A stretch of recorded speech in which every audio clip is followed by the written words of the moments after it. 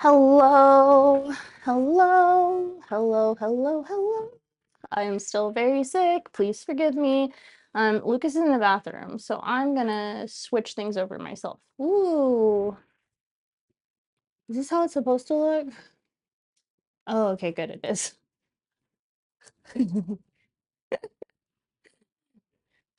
Streamer does their own scene switching,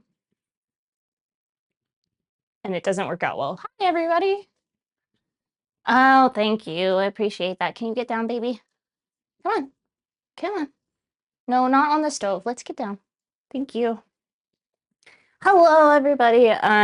Sorry for that we didn't have this morning stream. I have slept most of today. Wiser, because they can be if they want to be. The only times that I do not have the cats in the room with me are if I am prepping for food that I am not personally eating. If I am prepping for like a catering event, then we sanitize the entire kitchen and have the cats in their room. In their own room. And plus they're like little demons who like to try to get into all of the food. They break in a lot. Sleep is the best medicine. Yeah, yeah. I basically like stayed in bed until about 3 p.m. and then I had an interview at 4:30.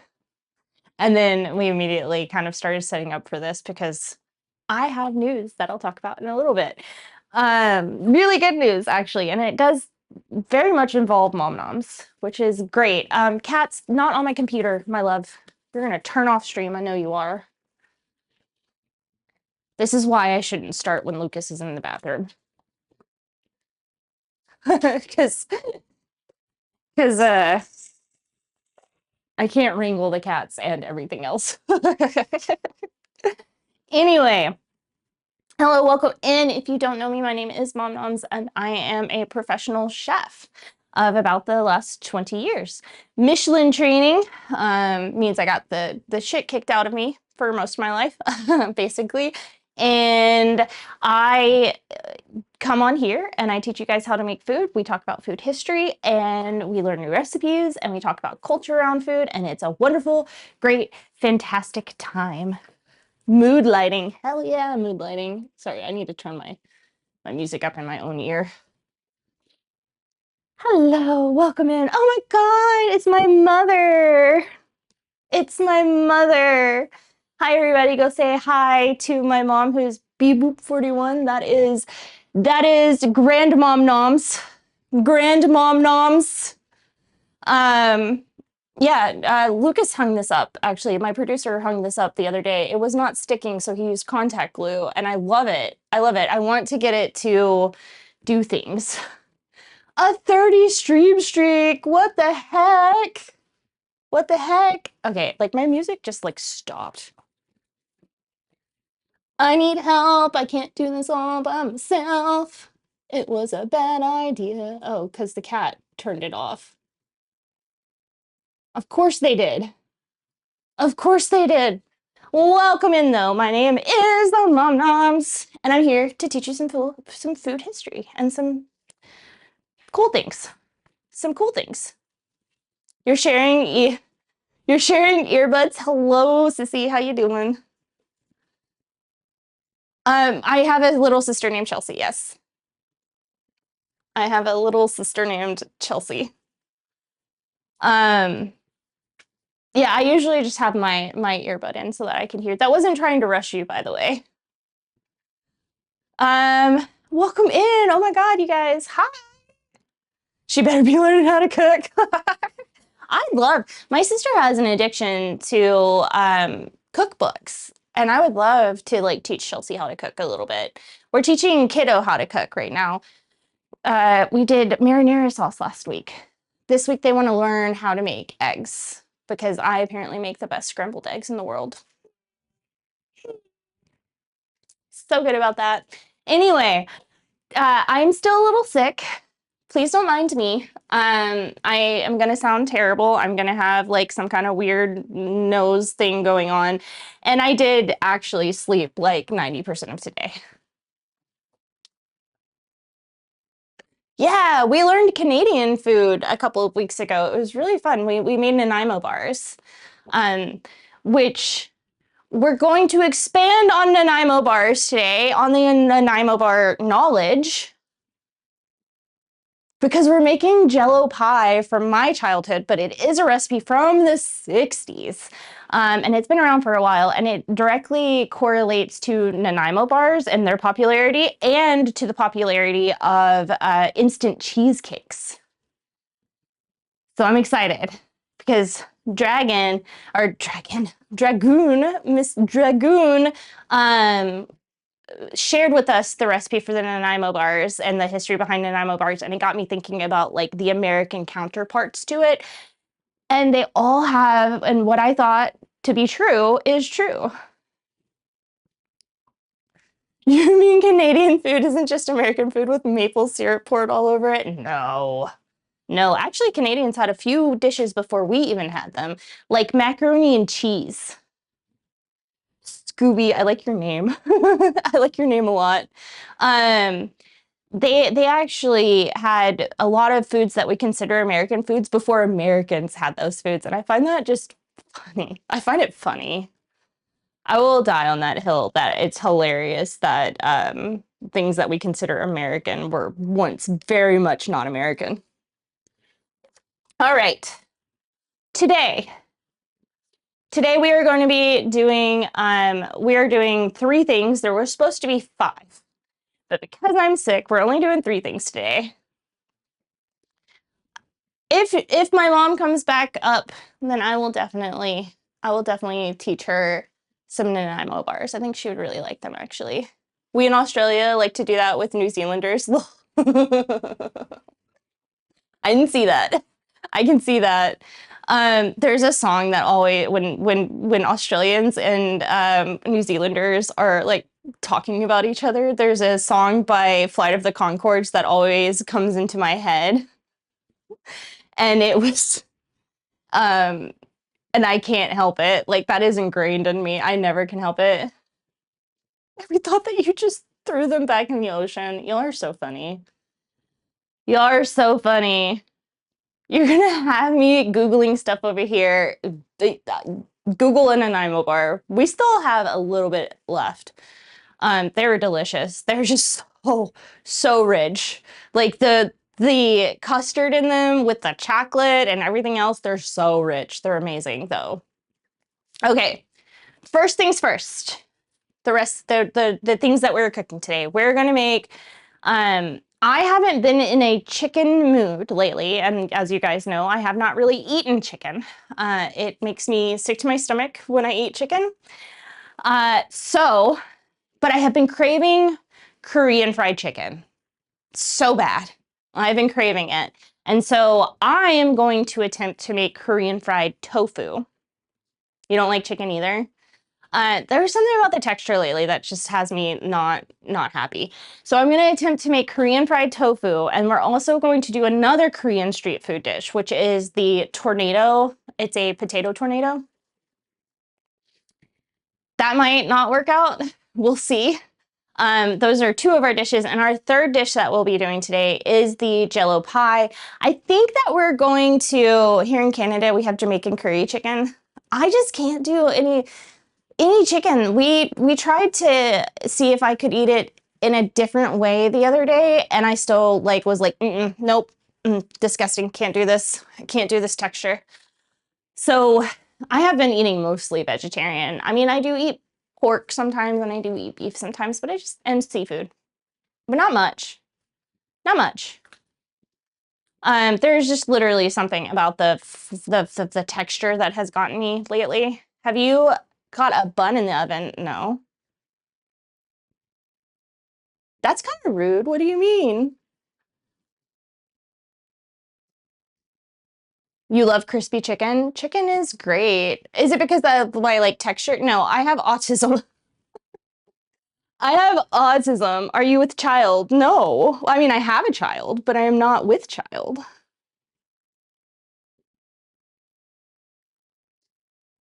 But that is like a weird, that, why?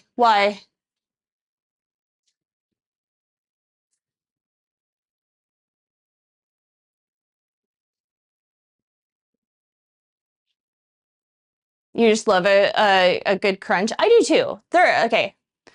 Oh, the sudden way. I was a vegetarian for a very long time, and sometimes the texture of meat sometimes gets to me. And it's legitimately because I'm autistic. Like if the I've been cooking for so long that if one time something is not the correct texture, then I like hate it for a long time. I hate it for a long time. So, and I had chicken strips about 3 months ago. Sudden texture issues. Yeah, I can't do textures. About 3 months ago, I got Raising Cane's, and it was like chewy in a weird way, and I hated it. I hated it. I know. I was like, wait, what? Let's why you get pregnant and couldn't have chicken after they had their kids. It was crazy, but because they love jerk chicken. I don't think there was any food I couldn't after I had my kid. I don't think there was any food that I didn't eat after. I missed food and ate a lot of it after, like sushi and deli meats and soft cheeses. I love soft cheeses. Oh, it's fine. It's fine. Sometimes you have to like scope out and make sure someone's not trolling. My pregnancy craving was chicken nuggets from McDonald's. That was like one of my only pregnancy cravings was like, and there was a McDonald's down the road from where we lived. And so I would just walk my pregnant ass over and get chicken nuggets. All right. We're going to start with you are too. But then you understand where I'm coming from, Z. Deep fried pickles. Oh my God, I love deep fried pickles. You're on early? I'm on late. I'm on very late. I was supposed to have a stream this morning, but I'm still sick. I got way more sick after stream last night. I slept most of today. Well, we were supposed to have a 5 o'clock stream anyway, but it was supposed to be a 9:30 stream, a break, and then a 5 o'clock stream. It's early for you, lol, 7 a.m. Oh my God, go back to sleep. Just sick in the head, cute everywhere else. I feel like my head's gonna explode. I feel like my head's legitimately just gonna like crash and burn right now, and it's kind of insane. Okay, night night. Go to sleep. Okay, so we're going to do a Jello pie recipe first. First and foremost. And we're not using whipped cream. We're going to make whipped cream to put into it. Do you guys, any Americans in here? I know my mom probably remembers these. Like at family functions, people would bring them and they're basically like a cheesecake, but they're like not really a cheesecake. I don't know. They have Jello in them and then whipped cream and then crust, like a graham cracker crust. So we're gonna do that. I am going to make whipped cream first. And this is where we get into some of the Nanaimo bar history. This recipe showed up in the back of a Jello packet, a Jello box in the 1960s. And I think it was also in a couple of magazines. Love y'all. Happy fooding. Have fun. Sorry your internet's so crappy out there. It really is, though. It really is. And to make this in an easier way, oh, we might not have enough. That's fine. If anything, we know how to pivot, so we're gonna pivot. So we don't feel stupid. No, we're gonna throw cheese. We're gonna make it almost like a fudge. My brain's not working. A cream cheese frosting, almost like a cheesecake, almost. Tell the kitties we said pss, pss, pss. Yeah, tell the kitties. You love baking cupcakes and cookies. Made cookies yesterday and cupcakes the day before that. Ooh, what kind of cookies and what kind of cupcakes? You do share with the class.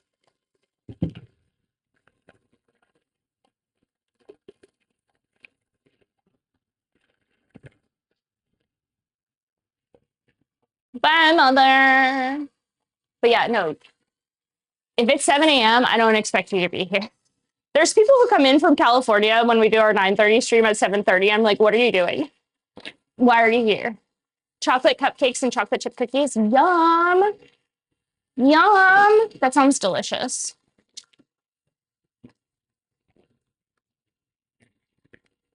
We're doing raspberry. And yes, I bought the fake Jello for this because, like, why not? Why not?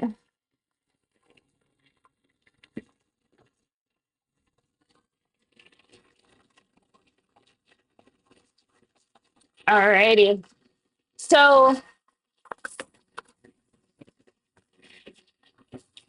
like I said,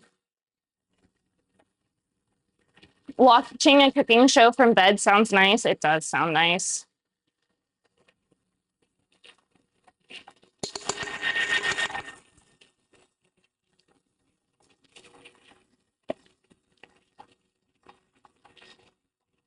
Get this whipped up kind of. All right. Nanaimo bars and Jello pies and instant cheesecakes. Why are they here? Why are they here? Give out, like, you guys can, like, shout out some answers of why you think they exist here. Why did they come out? And I have to give in a little context is that it is the late 1950s and the early 1960s when these started popping up as recipes in magazines, mostly not in cookbooks, in magazines mostly, that these started popping up. Is there something that happened in the late 50s and early 60s that could potentially spark a need for a dessert that you only spend 10 minutes really making?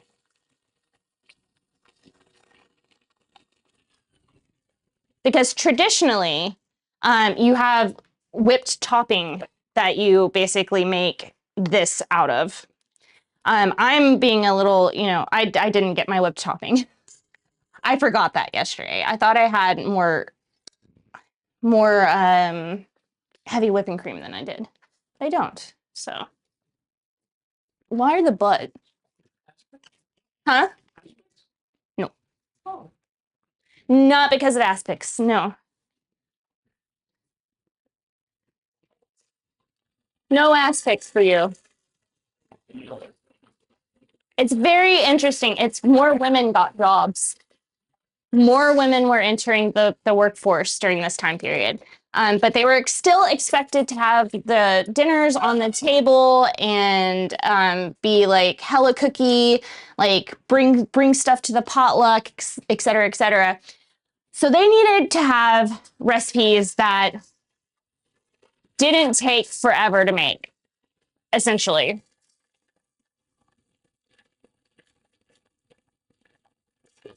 And the way they did that is by coming up with a ton of no baking recipes. And it changed from where you were. So you had things like Nanaimo bars. And because I thought that it was so interesting that these things came out like basically during the same time period. And so you had things like Nanaimo bars show up in Canada. And here you had things like the Jello pie and the no-bake cheesecakes. And the whole reasoning is literally just because women had to do the cooking. And they had to still have their like 8-course meal for their husbands after a full day of work. Isn't that crazy? And so the reason you found these in mostly magazines instead of like cookbooks is because when the women were grocery shopping, they would see a picture or see an article when you go into the groceries, like into the line, the checkout line, or when you're just browsing the grocery store, and it would say 10-minute dessert, 5-minute food, Hello to Bear. How you doing? How you doing, Bear? 5 minute food, 10-minute dessert, so that they could both still be in the workforce, still be caring for their children, and be able to bring their husbands 80 course meals every day. And that's why I was so weirded out. That's why I was so weirded out the other day when I was like, these things have to have some kind of common ground. Bear, how are you doing today? What are you up to? Have you have you cooked anything nice recently? Are you treating yourself well?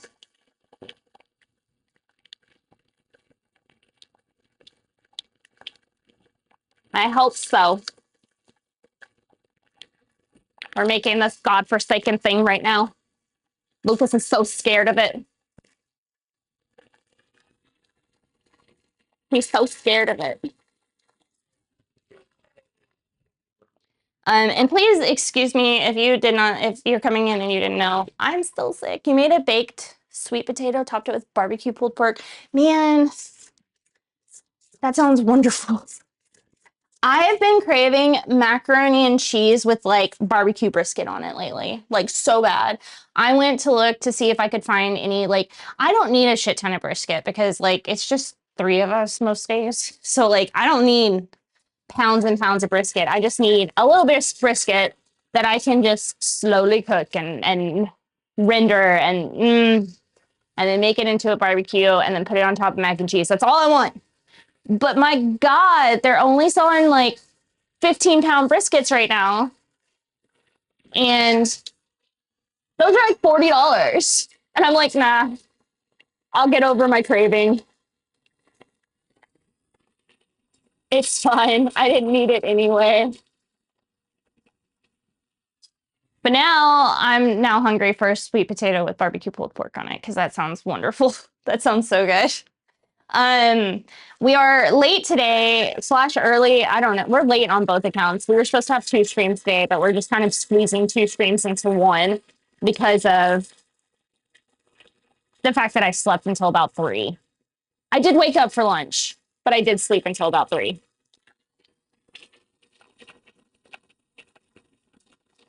I am feeling very sick. Dark kitty cat, cut it up and freeze it, and you have freezer room. We don't have freezer room. That's the problem. We moved into this house. We moved in this house in November, and when my mom was here, actually, we moved in this house in November, and everything is perfect about this house. Everything about this house is perfect. It is like, it has everything that we need. It's wonderful. But the fridge is terrible, especially because I do a lot of catering. And so I usually have both family food in part of the fridge and then like the food that I'm going to use for catering in the fridge after I buy it. And so it does not fit. It does not fit. You can't even fit pizzas in there, really. Like, it's terrible. One of the first things that I'm buying when I have money is a new fridge. It's 100% a new fridge because or a fridge that I can put downstairs in the basement. Yeah, I'd probably put this one in the basement and put a new fridge up here, to be very honest. No freezer room. I thought the same about the garbage truck when they picked up the garbage bags and they compress what's in there. Boom, fit. Long story short, get a hydraulic compressor. Woo! You're just gonna smush all the food. You want flat food? You don't want flat food. That's fine. You're still getting flat food. Hi, Shifty. How you doing? We're making something atrocious right now.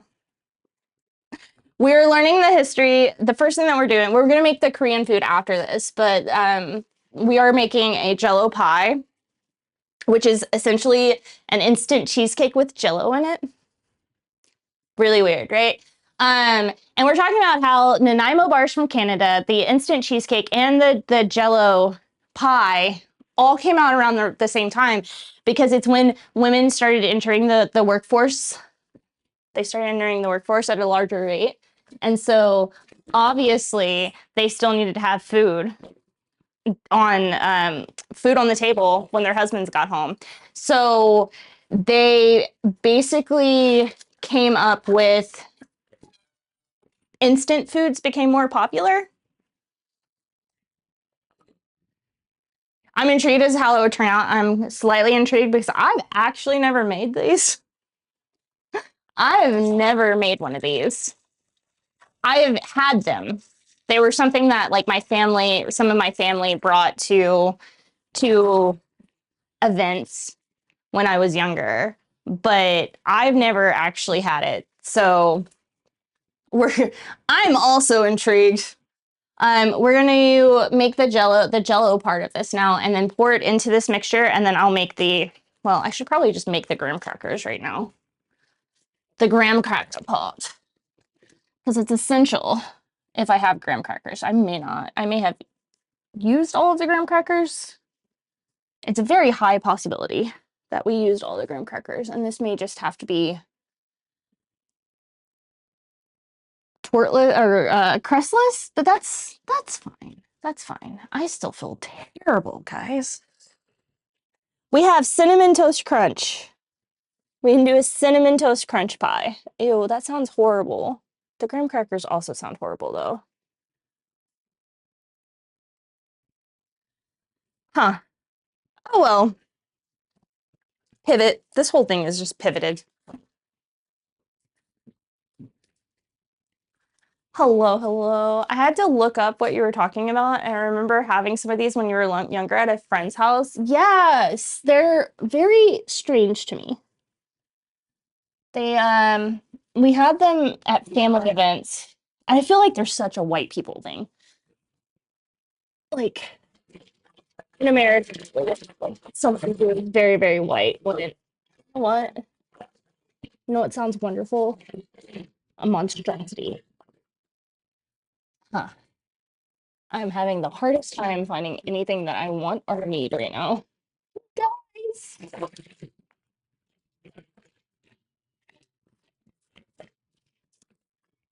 Like underneath the cabinets. We're just gonna use it this way. All right.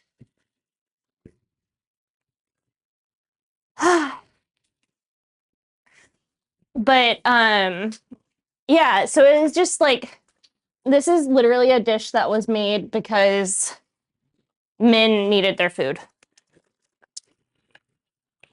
And even if your wife had a job, you still had to make sure that they were cooking every day. Every day.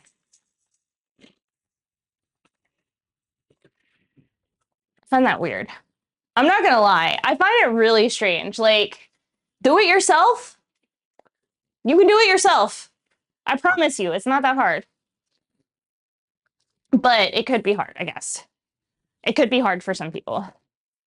Like, if you and your wife are all like, if both of y'all are working, y'all need to split shit. Not my life has to be the one who does this all.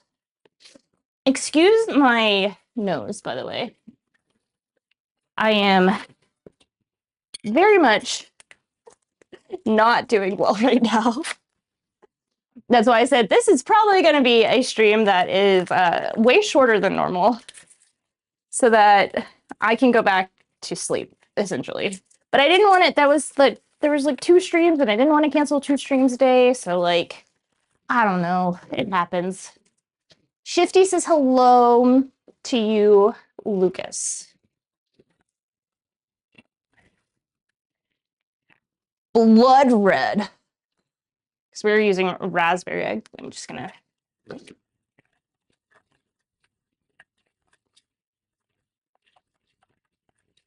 That is so red. This is gonna be such a red thing. Like absolute terrible.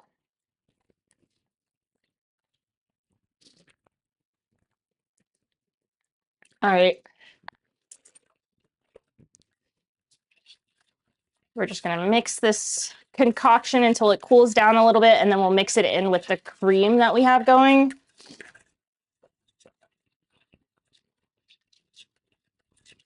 And then we'll put it into our little cake thing and put it in the fridge for a while.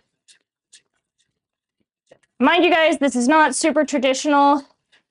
You had a sudden idea. What was your sudden idea? That was my grandma back the day because she was like, I work, I'm not cooking for you. She has kids too. She was like, hell no. Yeah, no, I understand that. I understand that. What is your sudden idea? Want to find the tripod. The also rotating tripod. The what one? The one that rotates with you. The pink one? Yes. I have no idea where that went. All right. And this is how easy it was. So, like, you spend less than 10 minutes essentially making this up, and you put it in the fridge. You get it all nice and mixed, and you put it in the fridge, and it hardens. And then, boom, they had a dessert. I'm going to do the other one of these, though.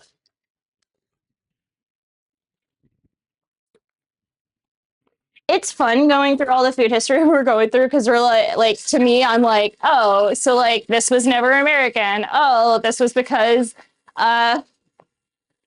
women needed a break in the daytime. And it's never like, oh, someone was really passionate about the food and so they decided to do this. It's usually like, well, they were poor as hell and this was the only thing that they could make, or they were busy as hell and this was the only thing that they could make, or it was an accident, like cookies. Cookies were an accident. Apparently, so were chocolate chip cookies. Those were also an accident. But they were created by women.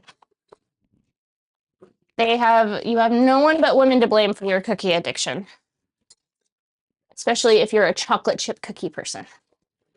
All right, just let this go. Yeah, a few things, like a lot of good things that exist today were created out of pure desperation. They really were.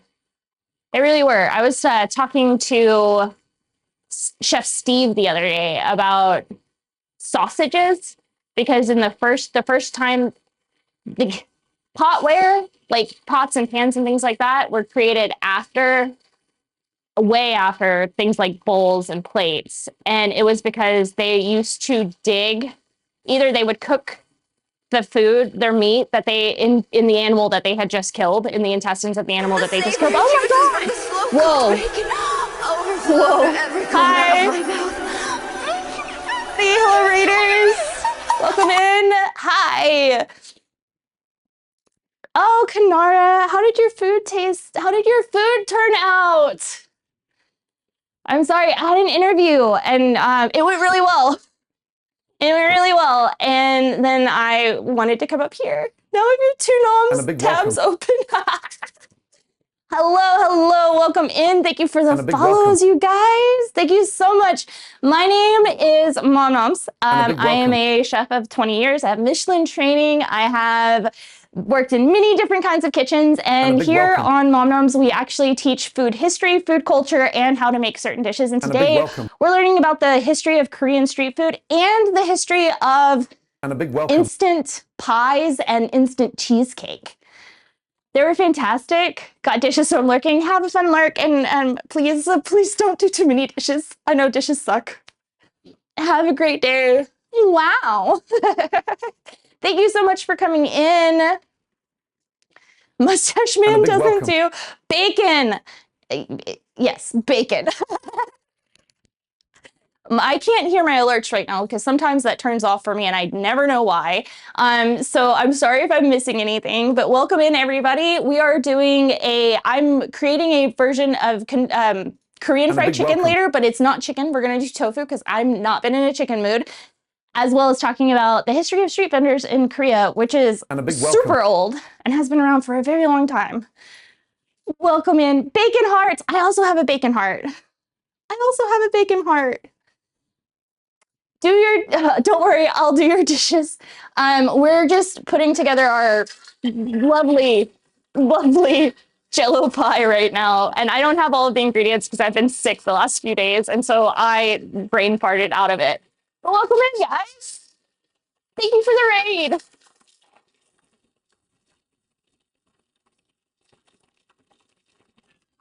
I hope you guys are all having a wonderful time and enjoyed being over in Kanara's stream. We're planning something together. Jello pie. And a big welcome. It's a Jello pie. Oh, welcome in. It was created in the late 1950s in America because women were starting to be in the workforce. and they still had to make food for their husbands and their family. And so more like 10-minute quote unquote recipes were popping up. So you got this, you got instant cheesecake. And if you are in the Canadian regions, you got Nanaimo bars out of it. Great food, all created because women had to quote unquote be in the kitchen, essentially. All right, we have that done. Did you hear it? And I did not hear the hello. Hello. All right. Now for the savory part of today. I went ahead and that's going to go into the fridge for a hot minute. It's going to go in the fridge for at least 4 hours. So you won't be able to see it today, but I'll take pictures and put it up in different places. But the things that you will be able to see us finish today. Korean fried chicken. That's not actually fried chicken. It's fried tofu. And I'm excited about that because it's a recipe that I've been tinkering with for a couple of months. We do on Wednesdays, generally we do Korean food or some form of cuisine that is not American. And we're going through different cultures while we're doing it. Do you share your recipes? I do at momnoms.net. They come out about a week after my streams. And it is, I used to have a lot more recipes on there, but the Squarespace kind of screwed me over. So Squarespace decided to take all of my recipes. The Green Giant company focused on quick freezing vegetables to make the kitchen chores quicker for the cooks. And yep. Yes, exactly. Canned food also became way more popular at that time period. We saw the creation of quick meals because women were in the work field. And it's Women's History Month. So I think that this is super important for us to learn, especially because, you know, as someone who's worked in professional kitchens a lot of my life, women are not really seen in professional kitchens. Women mostly are told they have to cook at home, but like get them in a professional kitchen and you get people yelling at you because why are you here? Not even kidding. I had a super famous celebrity chef ask who I slept with in order to become an executive chef of the place that I was an executive chef at. It was really, really dumb. Cats. Yeah. If you spot them, they tend to stay there. They've been, when I saw the cat ears, yeah, they've been better about not getting everywhere, but they do pop up. We have coffee and we have wine. We have coffee and we have wine. And they are, no, you're not getting up there. They are little gremlins. Wine is trying to get into the coffee right now, the actual coffee. But they tend to stay on their own side. What the actual, I don't know what that says because it's blanked out for me. Wow, rude. Me? Am I rude? When we do actual catering events, we do a full sanitizing of this area and the cats go into their bedroom. They have their own room. Like it's a full bedroom. It's technically the guest bedroom, but they have their own room. Okay. We're gonna do something cool with tofu. I don't know if you guys know about this. It didn't say anything. I just typed a bunch of asterisks. Okay, I was like, am I missing something? If you have tofu, you probably know to press the tofu when you want the water out. Did you know there is an alternative way that Koreans do it? They put it in salt water, boiling salt water. That was a weird question, not you. I mean, weird questions happen. Weird questions happen. But you have a lot of, during the 1950s, a lot of foods in America and in Canada popped up that were like, these are quick ways of making food so that women could actually still do their home job while working jobs. It was a weird question. It was he's a Food Network darling and they keep asking me to come on one of his shows. And I am not gonna because they think it'll be fun drama because I hate him and I'm like, no. The other day, Siamese Kitty is blind, makes her behavior much more, speaking of cats, Hi, Steffi. Hi. I hope you're doing okay, Steffi. All right. Now going on to the Korean part of today. So I have to wait for this to start boiling, but a way that people draw water out of tofu, especially in Korea, and this is something that I never knew, is that they do heavily salted water boiling and they put it in and it draws the water out. And so then you don't have a very moist tofu. And that's how we're gonna start off our Korean fried tofu, excuse me, because I don't feel like pressing it and I want it to feel still kind of similar to chicken. And so we're just gonna make them into little chicken nuggets, little tofu nuggets. Get down, Coffee. Coffee, get down. Hey, baby, down. Down. Thank you.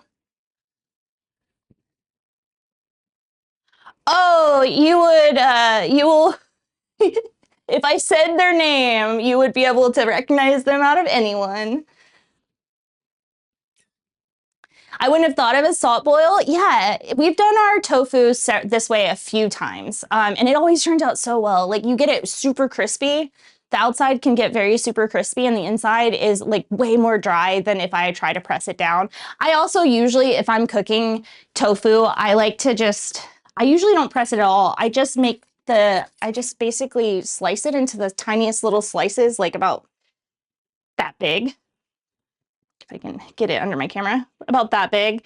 And the water draws out pretty well. But Korean street food. Let's get on to some history. Korean street food actually comes from a long time ago. The Joseon Dynasty is when we first saw Korean food, street food become a thing. And it was mainly for travelers, but it became, hey baby, get down. Thank you. He loves to be in Flavortown. That's all I have to say. He loves being in Flavortown, and he's the Food Network darling now. That man is awful. He is so bad. He is so mean. You know what? While we're taking down Michelin star chefs who treat their staff like shit, and like I've worked for some of them, but like we should also start taking down these celebrity chefs who are actually really terrible. Why was he brought up? Oh, because Jello pie, instant cheesecake, and Nanaimo bars were literally created in order for working women to be able to still put out like 8 to 10 courses. And so like women were always told that they had to be the ones who were cooking for the families, but they've never really been accepted. Still to this day, not super accepted in the professional chef world. It is terrible. Terrible. I've never cared for him. His food is terrible too. I just have to put that out there. But we need to start calling out if we're calling out like the chef of Noma and some other like Michelin star chefs, we also need to call out the celebrity chefs who are terrible people. It was awful. He ran in the same chef group as me when I was in the Bay Area, and like I was like 22 years old, and he came up to me and was like, who did you sleep with to become an executive chef? And I'm like, I've literally been working since I was 8 years old in kitchens. I didn't sleep with anyone. I'm just good. Then you're just selling yourself as a chef rather than respecting the role of a good chef. That is true for a lot of times. TV chefs are actors, nothing more. From the slow-cooked bacon overflow to every corner Thank you. Thank you for gifting that sub, Red. We're just waiting for this to come up. So let's go back into the Joseon Dynasty when Korean street food started popping up. And it's very similar to the Korean street food that we have today. There were more soups involved, but at the peak of Korean street food in the Joseon Dynasty, there were over 1,000 food markets where it was just people selling food to travelers 5 days a week. It was crazy. One of the head chefs here at Gordon Ramsay's here in Oklahoma is a woman who's Gothic. He came to visit. It said she made the. I've worked for Gordon. He is one of the Michelin star chefs I've worked for. I actually like worked. That dynasty was a long time ago. It was. I actually worked at Gordon's in London for a very long time. an amazing actor, maybe. He is, he taught me so much of what helped me to become a chef, and he actually is very nice in the kitchen. I've also worked for Thomas Keller at the French Laundry. He's a hard ass. He's not punching people though, so I guess that's a good thing. Like the Noma chef punches people. So I guess that's a good thing. But he was honestly like he helped me to find my bearings as a chef when I was very young. So I very much appreciate Gordon. That persona is only his American persona too. American TV puts him as like this yelling awful person, but if you watch him in other countries on his show or like in YouTube too, he's actually super sweet. Misogynist is said chefs misogynistic? Yeah, a lot of them are. He certainly feels it. He certainly feels it. So we're in the Joseon dynasty and there's street food vendors popping up, but they're so good. And the things that these people are making are so good that even the royalty really wanted to get a piece of it. So in this, we talk about the class divide of food a lot because there is a huge class divide when it comes to food. Macaroni and cheese used to be a royalty food, one that they served at Versailles and stuff like that. And then in the 30s, it became poverty food. So a lot of what they were selling became very much things that the royalty wanted to have in the early times of street food vendors. And so it essentially started pricing out the travelers and pricing out the people who relied on street food in Korea in the early times of street food. It disappeared for a while, not completely, but you couldn't see it as often for a very long time. And what kind of brought it back was the Korean War, because Koreans needed food that was cheap and they preferred it to be delicious. They needed food that was cheap and that they could easily get. So street food vendors started popping up again. We saw it, like, the quality of food definitely went down because the amount of food that they had in the Korean War was not great, not great. And we saw different dishes like the army stew pop up, which is a terrible, terrible, terrible, sad history of food, because it was essentially food that they had stolen off of American bases because they weren't getting food. They weren't getting the food that they needed. Hey Google, set a timer for 5 minutes, please. We're gonna boil this for 5 minutes and then we're gonna start prepping to actually fry it up. And I hope this works. We're gonna try one. We're gonna do one first. And if it works, then we'll do the rest of it. But if it doesn't, that really sucks. Who took their food? Sarcasm. Oh, I see. People who came over from a Kanara raid, I know you guys are good people. I knew you were good people. So they basically, we saw it pop up again with the items that were being stolen. Americans tried to come in and try to police street food vendors, which is crazy to me. It's not your freaking country. Love the history, no doubt though. Oh, thank you. Americans came in and started trying to police what Koreans were selling on the street, which I find insane. And we'll get more into it tomorrow when we talk about American street food vendors. No, I can pause after this. I need to pause after this for a few seconds because of my throat. We do have an ad coming up in about 30 seconds. I will be taking a small break of getting some water. Hey, Delish, how you doing? America World Fleece. Yeah, I think it's insane. I mean, like, they had just, you know what? I'll get into this rant afterwards.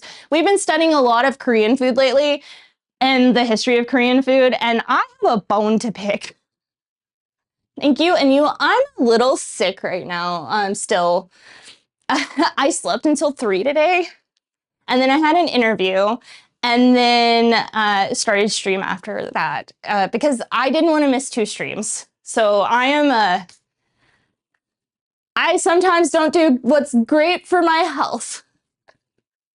Stretch break, or if you want more content, cat content. Yeah, we'll have an ad starting, who knows, because Twitch does like weird stuff. So we'll come back to what we're talking about as far as, thank you for the sub. Thank you for the raid though. You're amazing. We'll get back into talking about the Korean versus American food vendor thing because like Americans are insane. To go to another country and be like, you can't do this. It's not your country, my guys. Eating, but doing good. What are you eating? I'm glad you're feeling a little better. I am feeling a little better.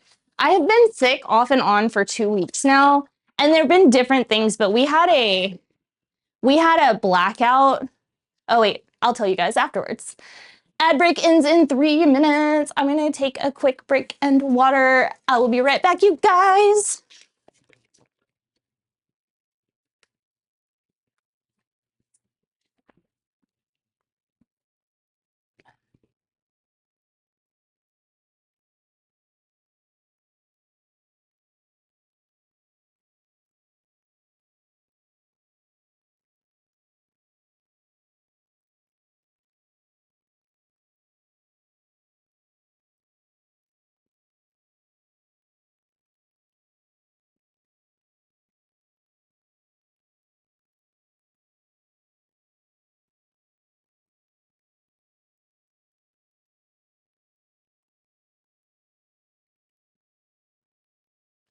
Thank you for the hug. I know you can't hear me probably. I appreciate it.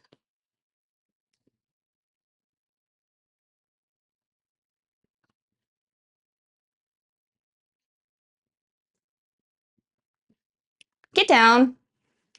You know better.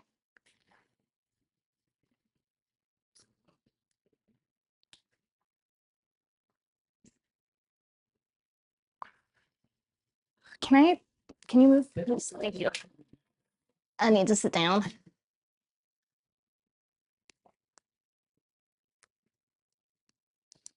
I need to sit down for a second.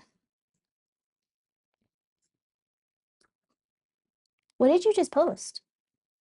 Cat shenanigans. Oh my God. That's so funny.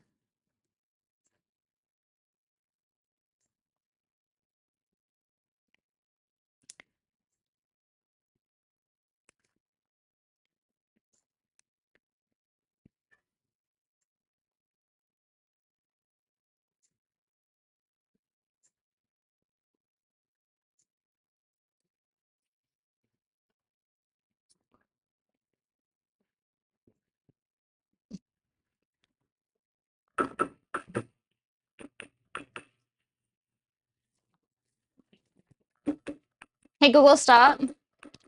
Hey Google, stop.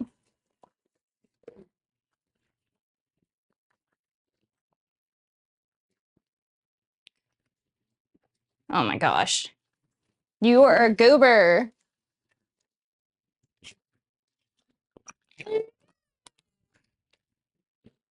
Hello, Phoenix. How you doing? How you doing? All right. 10 seconds. Yeah.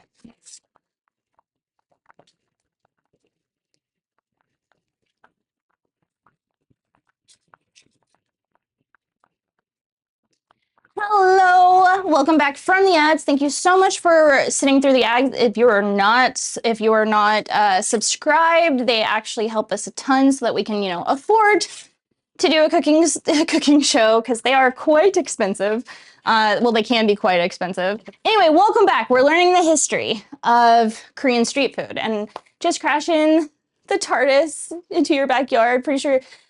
I mean, we have a whole tree branch back there from the freeze. So, go ahead. Just don't land where I'm about to start gardening, please. I have to get my seeds. We're probably gonna have a gardening stream at some point next week where I get my seeds all prepped and ready to go for the season. And I'm super excited about that because I am the kind of chef who loves growing my own food.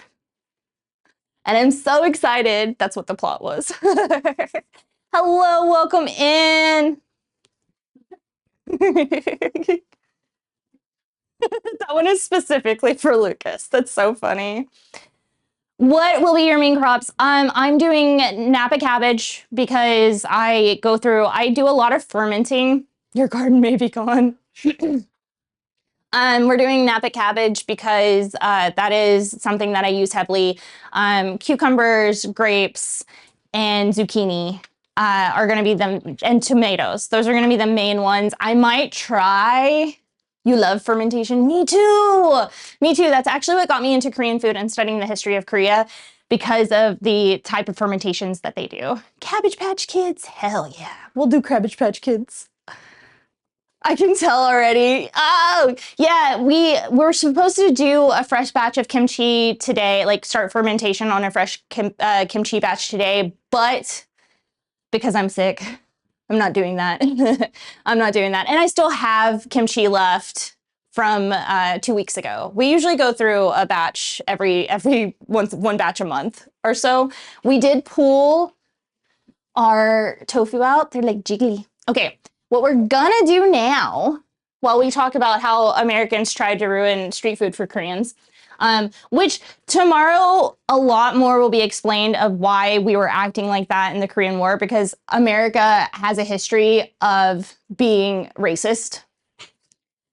Know what a JPEG is? I just want a picture of a goddamn hot dog. I love that one. Americans tend to be very racist, and they were very much racist against street food, because street food vendors typically were immigrants in America. Typically, we're immigrants, and you guys know how we feel about immigrants here. I'm just saying. I'm just saying. May I ask if you practice the old school Southern traditions, such as not canning, pickling, and fermentation when you're on your special time? No, no. I didn't know that was a thing. I may live in the South. I am certainly not Southern. Yeah. But we were very racist, and so like people still to this day have if they see a food truck, they think that it's dirty, it's gross, it's awful, and we're very xenophobic too. So like Asians, like I don't know if you guys knew this, but when they were building the railroad, it was generally built from Chinese slaves. So you know, put 2 and 2 together. We went over to Korea not to help them. We went over to Korea because we were still pissed off at Japan for Pearl Harbor. That's the only reason that we went over there. I don't know that. Oh my God, that is a great word. I'm gonna start using that word. Georgia, but left the South about 2 decades, left and settled in Southern Oregon. I have only been in Nashville for 6 years this year, coming up this year. I am, yes, Resident Evil. Sorry, I am. I bounced around a lot, basically, but I basically call California my home. But I moved here with my ex and my kid. Where are you from? Originally, Colorado. And then I lived in Texas for a good long bit. And then when I was old enough to make my own decisions, I wasn't at home anymore, I moved to San Francisco. And that is where I became the person that you see today. It changed. Well, and then I've lived in Germany, England, Ireland, spent a good amount of time in the Netherlands with my husband. Do you miss home? Do I miss San Francisco? Yes. Yeah, I was born in Aurora, in the Army base, or in the Army hospital. It's not an Army hospital anymore. I believe that it is a University of Colorado hospital now. Different places, yes. I travel a lot. Well, I used to travel a lot to learn foods from different cultures so that I could actually do justice if I was cooking that culture's food, and learn basically what we do right now. A lot of the stuff that we're doing right now, as far as food history goes, are things that I learned back in the day. Aurora epic food scene, hell yeah. Where did you stay in Germany? There are a few places. I started in Belgium, or not in Belgium. Oh my God. Like I said, guys, my brain is not working. But I started like, why can't I think right now? Berlin. Berlin. Thank you. I was like, what is a B word? And it's not Brahmas. Wherever the hell that we stopped, that I was like scared to death that everything was going to get stolen from our car when we were getting married. Bremen. Bremen. Oh, I hate that place. That's a lovely place. Berlin, yes. I started in Berlin and then I moved around quite a bit. I actually worked for a hotel outside of like the army base that was ran by like an actual German family. It had been there for a very long time. And then I went back to San Francisco with the daughter of the owner, and we started a German food place in San Francisco from there. Oh God, fuck it. What just happened? Oh, travel is good for the soul. I love traveling. It is one of my favorite things to do.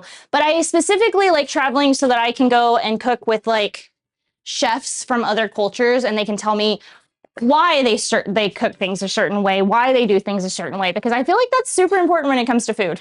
Like, you know, we talk a lot about like cultural, like at least in the food scenes on social media, they talk about cultural appropriation and things like that. Yeah, it does. There's a really good place right off of Market right now. And then she left right before I left San Francisco, and she is currently doing a travel food blog, which is cool to me. It would not be without the Canon nonsense. What do you mean? Oh yeah, the Canon. I at some point need a new camera. I need a Sony at some point. But what is your favorite German food? Spätzle. Like Spätzle is my favorite. We made it on stream a few weeks ago, and we ate so much of that. Oh, and street food though, currywurst, which was invented by a woman. I didn't know that. I didn't know that. I've been studying. I wanted next week to be Women's History Month, like a Women's History Month special. And I was like, oh my God, we've already done like all of the good foods that women have created because they're my favorite foods. Lovely. My childhood messed me up because my dad traveled a lot for work. And when I came home my teen years, I went hitchhiking and I found the West Coast specifically. After years on the road, I settled in Oregon. Yeah. My childhood kind of messed up my brain a little bit, but I love traveling. I got called nomadic when I was fighting for custody for my kid. They were like, "You're nomadic," and I'm like, "I've literally only like since I've had my child, I've moved one time, and it was with the father of my child." And I was like, "What are you talking about, nomadic? Like, if I could just sell all my stuff and." My cats, my kid, and my husband and I just travel the world cooking, I would totally do that. But like, who has that? I'm not a millionaire. I'm not a millionaire. I came from poor folk. Who has the money for that? Although that is kind of the where I hope mom noms can go at some point, is that we can travel different places. And then y'all can learn the history not from me, but from other people. You live in a bus. Oh, did you convert it? I find those very cool. I would love to. We have a guest coming soon. Which one? Oh, which one? I have a few. What's the next week? We do have a guest who is actually teaching us how to break fast. It's full convert. Oh my God, that's so cool. I find those very interesting. We have a guest who's going to come in and teach us how to break fast in Ramadan. For Ramadan, and she is going to teach us like traditional Ramadan recipes and then give us the history of it, and I'm super excited about that. We also, let's see how this does. I'm unsure how this is going to do, but we're going to test it. I have tempura flour that I seasoned up for it. We also are going to do an Indian stream because a company sent me this in the mail yesterday. It's elephant green chili chutney. and they would like to know some of the history of chutney. And so they sent it to me to try, and then we can talk about the history of chutney. I'm super excited about it. Mostly because I love chutney. I love chutney. Oh yeah, Lucas is Red is a nerd and will love if you post a converted bus, because we talked about at some point, like once the kids out of the house and stuff like that, we could do a like a tiny house.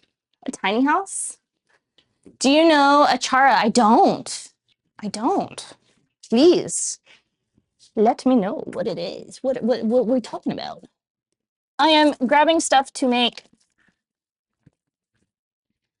Living in Tennessee sucks sometimes, though. Oh my God. Pickles made from grated unripe papaya.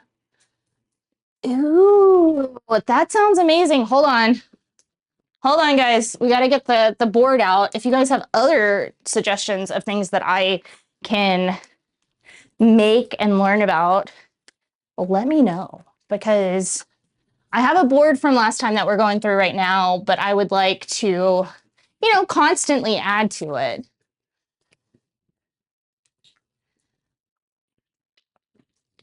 We have yellow mango in the fridge that is super tart. I got it from the Asian market the other day. Very, very, very, very tart. Very good achara. Putting that on the board. Putting that on the board for next time. Pickles. I like pickling a lot. So if it's something that we can pickle, I'm there. I'm there. All right. Very good for that. Ooh. I'm excited. I like learning new food, guys. I am a chef, not because I was like, I'm gonna become rich and famous being a chef, because like apparently people my age really thought that they were gonna become rich and famous being a chef. I'm like, have you seen the pay? It's not good. I am a chef because I find food one is a connector to humans. Like all humans are connected by food in some way. And the history is always so cool and so detailed. And I'm just like, I want to try everything. Give me some bugs to eat. Give me weird dishes. Give me, not weird dishes, but give me dishes that I might not know. And I'm going to go ham for it. I'm going to absolutely just start cooking it, feeling it, figuring it out. And then it will just go into my rotation of foods. Like Korean was an accidental journey that I am so happy I went on. But it was definitely not something that I had ever thought about. The same with when I started cooking Chinese food. I never really was like, oh my God, I want to learn how to make all the Chinese food.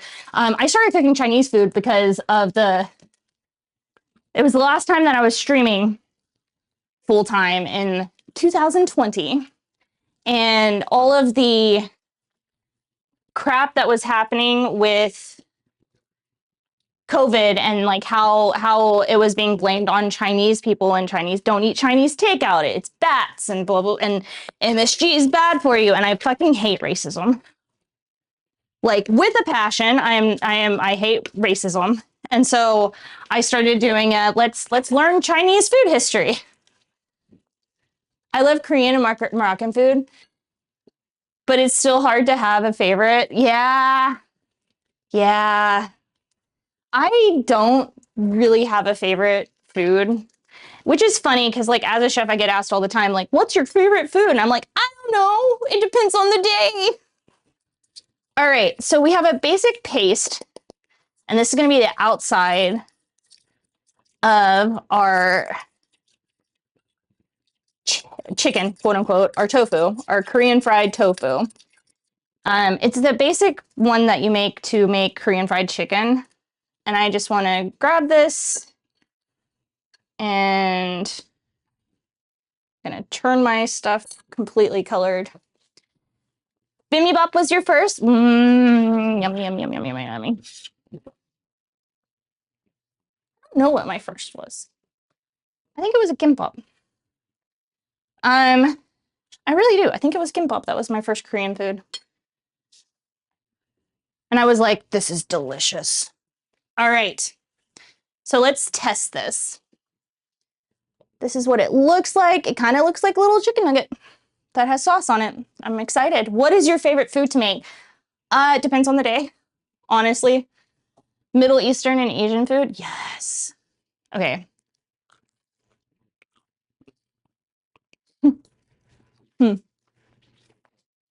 Producer Red, it's your turn.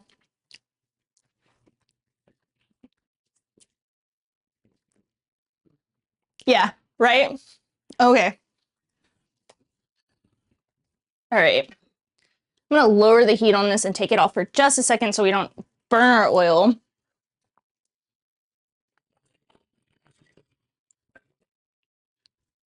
While we do more of this. Latest were pancakes with scallions. Oh, I do love. Jeons are my favorite to make in Korean food. I make a potato jeon that is like to die for, which is their pancakes. Potato and zucchini. Oh, y'all. If you've never had a potato and zucchini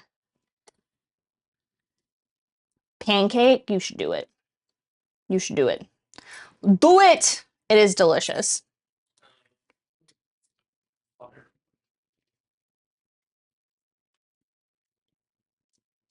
Lucas is moving the fire alarm so that we don't accidentally set off the fire alarm.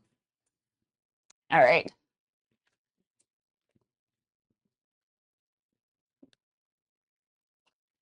The crunch is what got to you? Oh, yes. Okay, that's kind of what I was going for. Was the crunch having a nice, like, contrast to the middle of the tofu.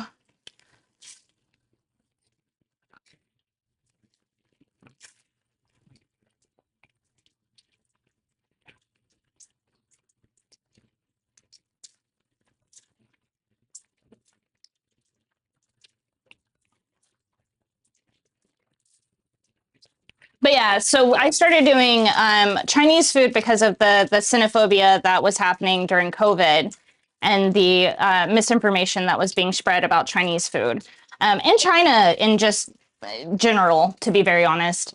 And so ever since then, I basically every year choose a culture that I really want to learn the food of, and I just go for it. I translate all of the history, and I translate all of the recipes because I'm not learning from someone named like Beatrice on how to make Chinese food, who is like wider than I am.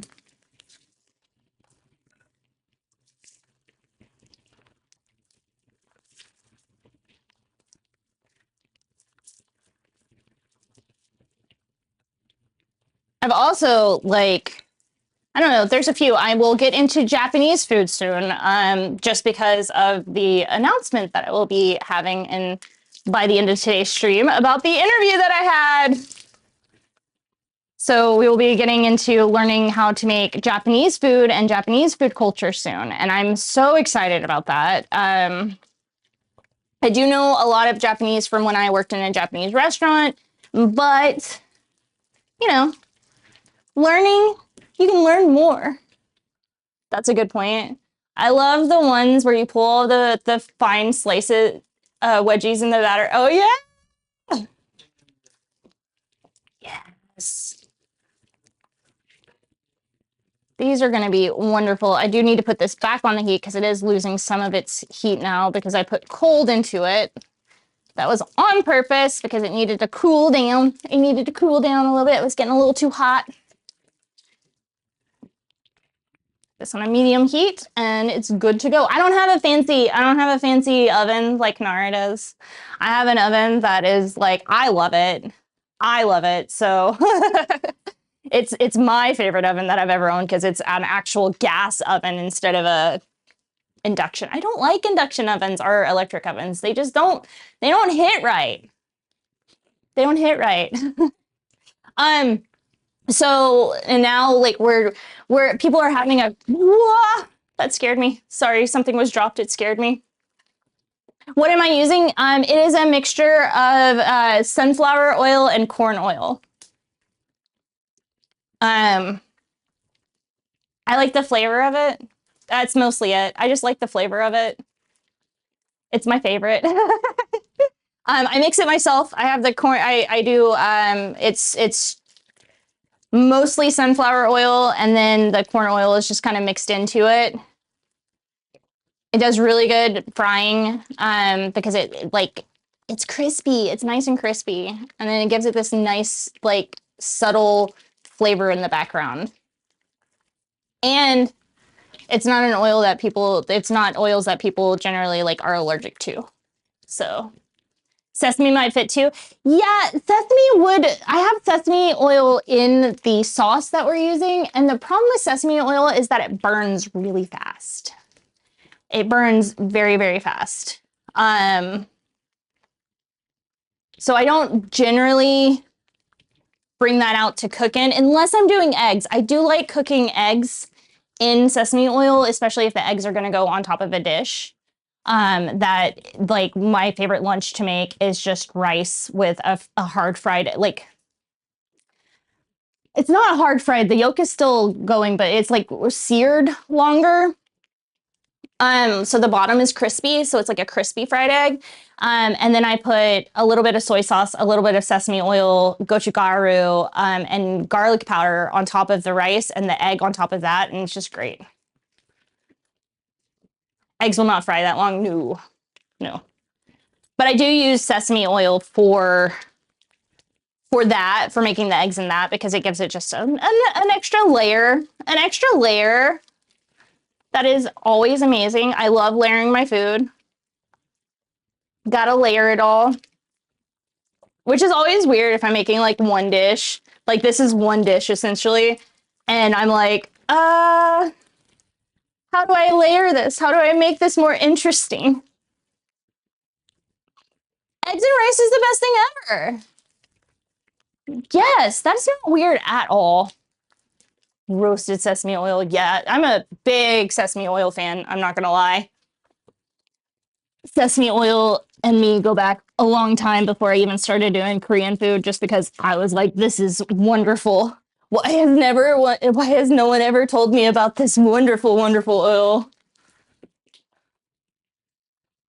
The yolk coating those eggs. You get made fun of by your family? Okay. I have words now. I have words. You don't yuck other people's yums. Literally. Why can't people learn that? Like, food is such a special thing for people. Like, if you love a food, if you want a certain food made, or like you want to sustain off of a certain food, like, do you use gomasil? No, I don't use gomasil. I should probably.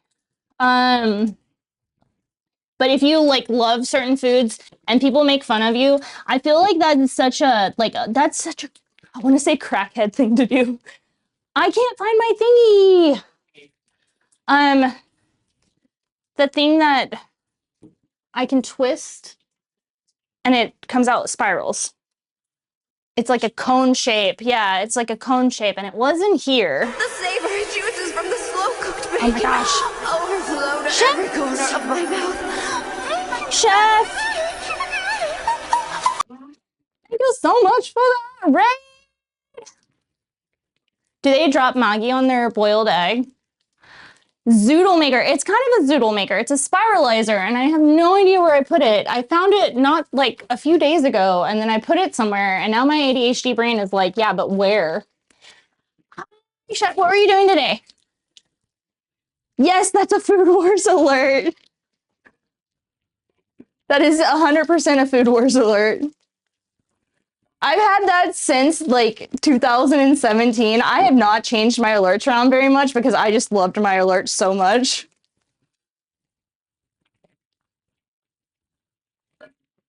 They were so fun. But in order to make my potato twisters, I need my spiralizer. I'm upset right now. I think it's in minutes.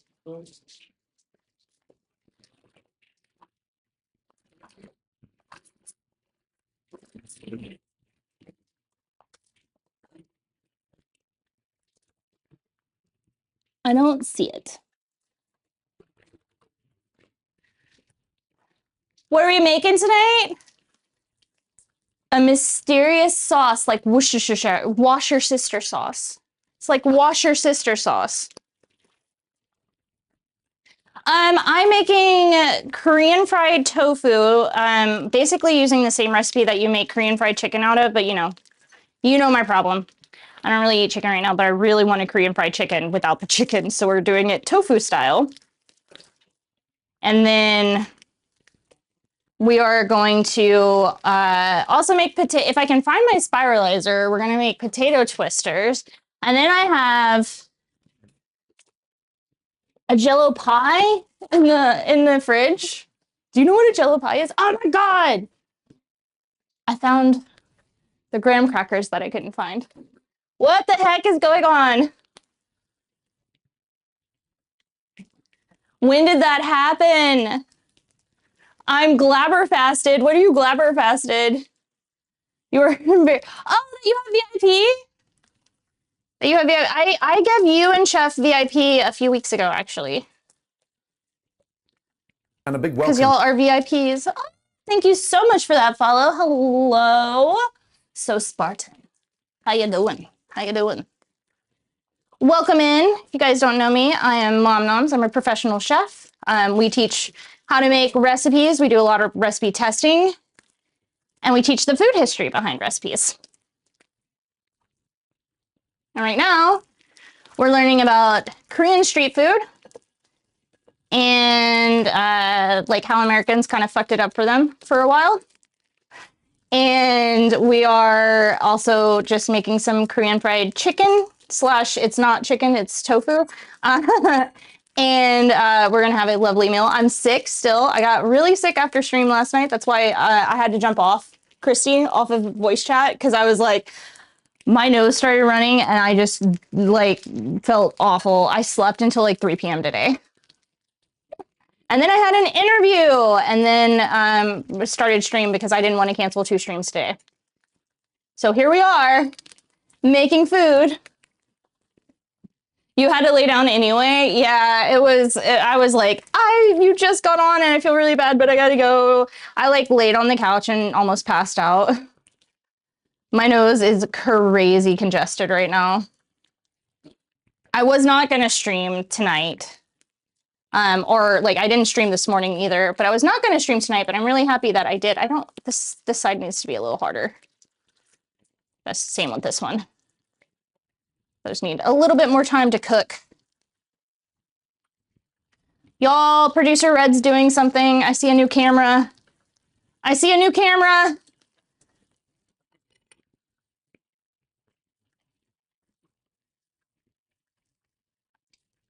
Did you put it in place with the potatoes? No. I have no idea where I forgot I even had a spiralizer. The only reason I was doing this stream, the potatoes is because I realized I had a spiralizer. And now that I can't find it, we might have to do something. We might have to pivot. I mean, we've pivoted on like all of the things except for the chicken / tofu. I keep calling it chicken, but it is not chicken. It is tofu.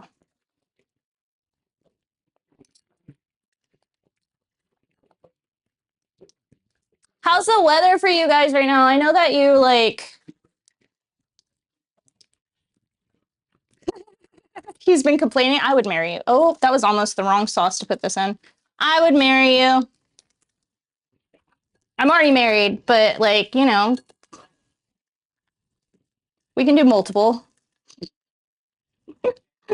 No, that's completely illegal. Back in the day, people used to get married, like when there was like less records, the readily available, people used to just marry whoever the hell they wanted to. And they'd have like 4 families. I know this because my great-grandfather has like 3 other families. And I find that hilarious. Because his daughter, My grandmother has had 7 marriages, and I'm like, oh, like father, like daughter, I guess.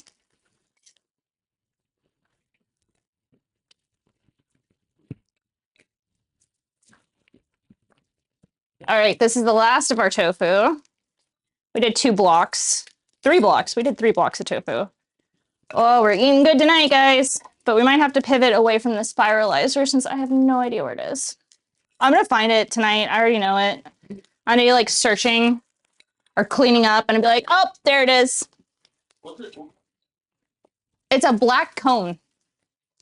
That's it. It's a black cone.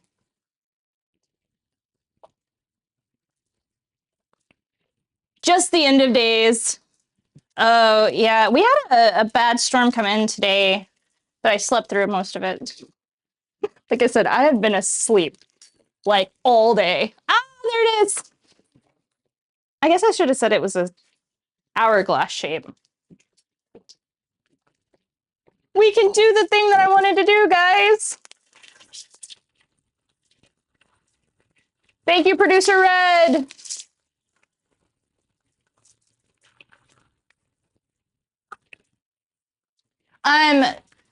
So where are we at? Where are we at? We are at the part of the history. We're at part of the history where essentially Americans were taking over Korea during the Korean War, and they saw street food vendors and were like, not on our watch. Because one, like, why would we allow this place that we've come and tried to give democracy to, quote unquote, to live their own lives? Why? Why would we do that? Like, why would we let them have cheap food? Why? That's bullshit. That's not us. And they were like, they essentially just made it illegal for the Korean street food vendors during this time period to sell. Oh, that broke. Because like we have to have our fucking noses and everything, and we were pissed off at Japan because Japan, bombed us, and then they like had control of some of Korea during the time period, and they were like, "Oh no, we're so mad!" Ice cream shaped potato. It is an ice cream shaped potato. So they basically just stopped. They had them stop doing the street food, and it's only like after they left, they became super popular again. And then after that, they like in the 80s and 90s is when we really started seeing it come back in Korea. And we're gonna learn tomorrow all about how we just really don't like when immigrants take food away from us, I guess, or do things that like aren't what they want. I don't know. It's weird. We're weird, guys. I don't know if you knew that, but Americans are fucking weird. All right, that is done.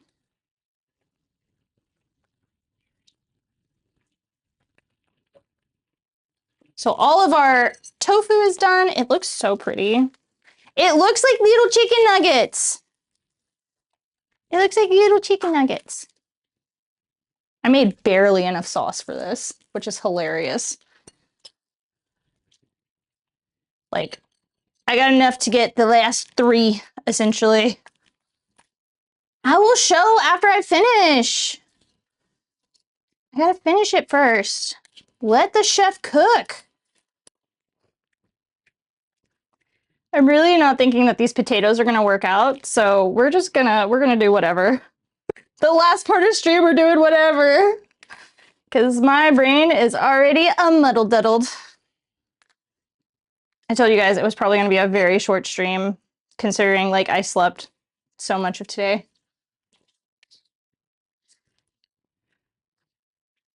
Hell yeah, okay. Okay, I'm gonna show you guys now. Obviously, it's not plated well because I haven't plated them, but they're so pretty. I'm very happy with them. I'm very happy with them. All right, what kind of ingenious concoction can I make out of potatoes? I'm just gonna fry them. We're gonna take this, put it on the side, let the oil cool down just the slightest amount. And we're gonna fry the potato that we have. They could be birds' nests, I guess.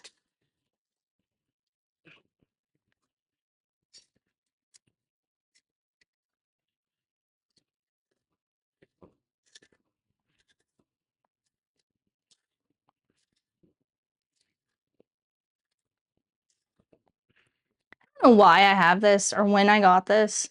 I know nothing about this product. I don't know where it came from.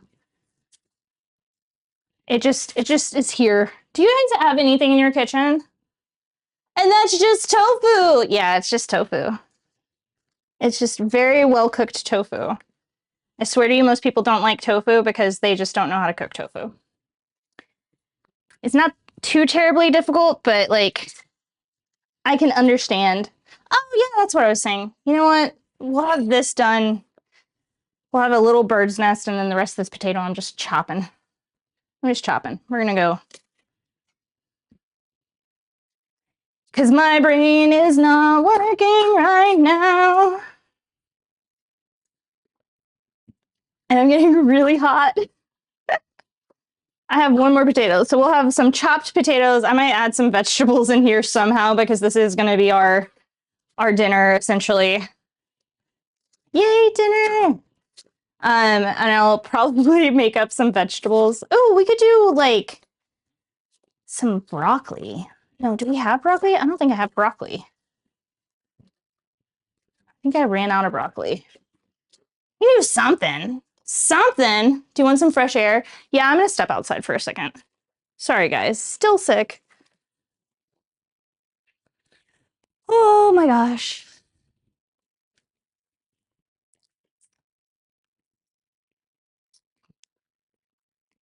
Okay. I feel a little bit better. I just need a vegetable to do. I'm gonna make this potato into a nest. It's so cool. Sorry. I really like when things go into oil. Let me see what vegetables we have that we're not using for tomorrow. I feel like I always do zucchini, but zucchini is literally my favorite vegetable. And the corn is for elote tomorrow. Oh my god, I'm so excited for chili and elote. You know what? We'll just do a zucchini. Zucchini is nice. Zucchini is friendly. Zucchini is my favorite vegetable. And then we also have, you know, a vegetable because we need some kind of vegetable. We need some kind of vegetable. Even though this is tofu and not chicken, it is still fried. So I'm like, let's do something kind of not terrible for me while I'm sick. Give myself some stuffed zucchini. Is your favorite? Yes. I love zucchini. It's versatile. That's the best part of it.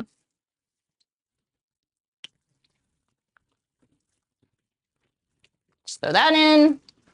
Okay. Move these over. Get rid of this. Clean off my station a little bit because it got messy.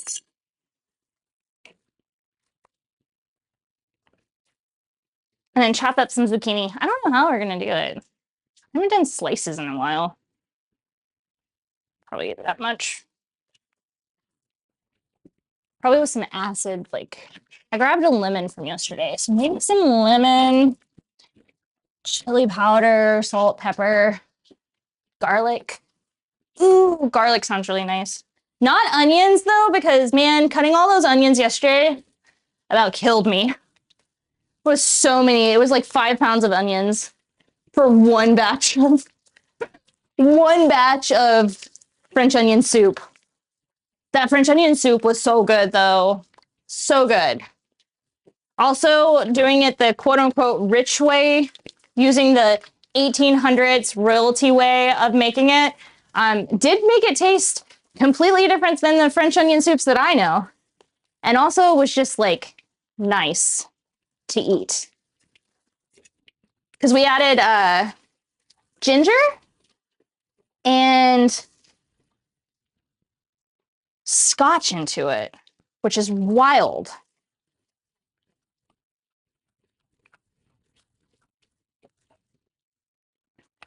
I love ginger though. Not the biggest scotch fan, and I blame Capri for me feeling even worse today. Because Capri was like, take a shot. No, I don't do liquor anymore. Liquor, I'm barely newer.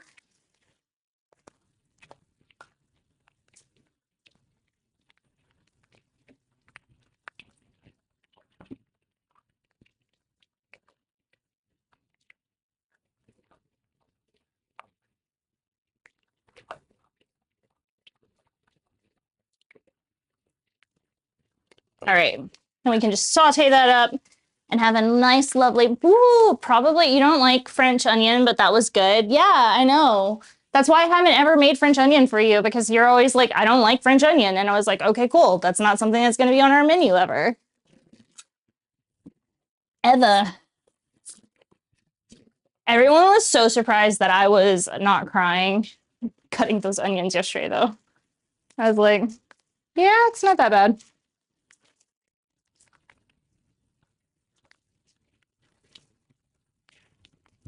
Not too shabby, guys. Not too shabby.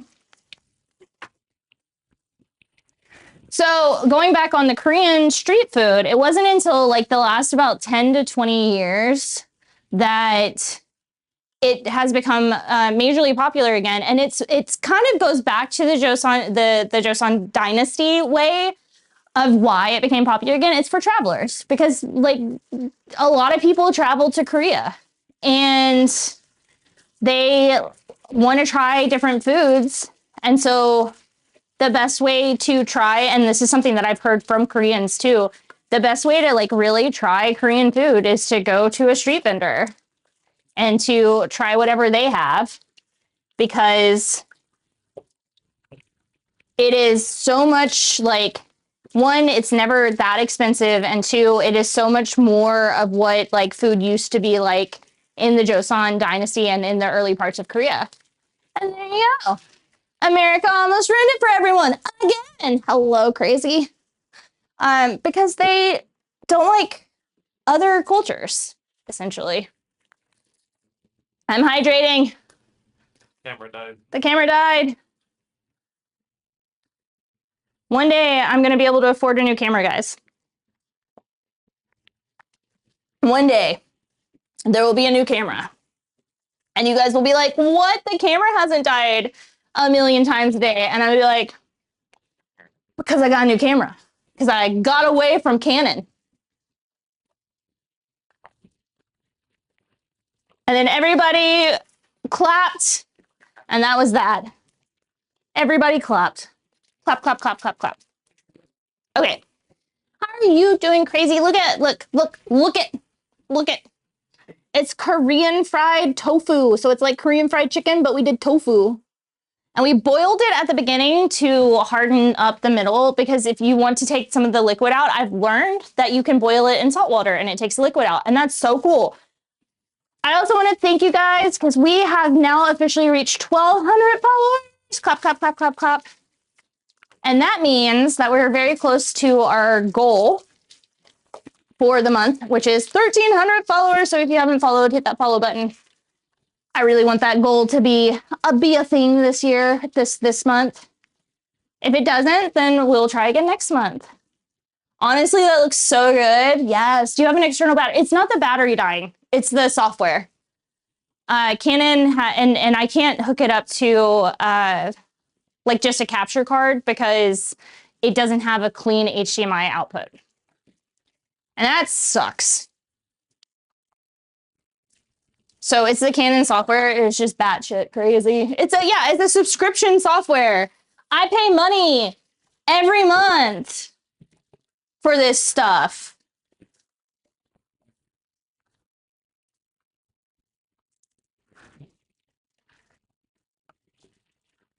And I'm like sad about it.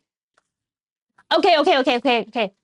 now that we're now that we're nearing the end of the show, I can make my goodish news. So one of the co-founders of a company that I used to work for, when I was doing video game marketing, when I stepped away from food and started doing video game marketing for the 5 years that I wasn't on Twitch anymore, he reached out to me yesterday on LinkedIn and was like, hey, one of your old coworkers said that we might be in the same space as each other with their new product. And I was like, cool. And so he wanted to talk to me about it and potentially have me on the team. And so I had a chat with him today. I told him I was sick. He's like, yeah, you sound sick. And I was like, that's so funny because I worked with this man for a while. And we were chatting, and he is him and the other old co-founder of the place that I used to work, are starting a food company. And it is importing, essentially it's getting real Japanese food and products to America. But it's mostly food. There are some health wellness products and things like that, but it is mostly food. And he thought that it was really cool that I went back into food and the things that I've been doing. And he asked if we could, essentially I'm going to be doing some freelance stuff for him. I'm also going to get samples of everything. And so you guys are going to get to see the samples of everything. And then I will, on top of having the freelance work, if you guys buy anything, obviously not obviously, but I will earn a commission from it. But the coolest part is that they just launched a week ago. Their first products just launched about a week ago. The coolest part is that in 6 months to a year, when they finally get their funding, he wants me to come and be a marketer, be the head marketer, the head of marketing, and be the third co-founder in a marketing space. But also, he told me that he would love if I keep doing mom noms during this time period. And so I'm like, oh my God. So I can have my cake and eat it too.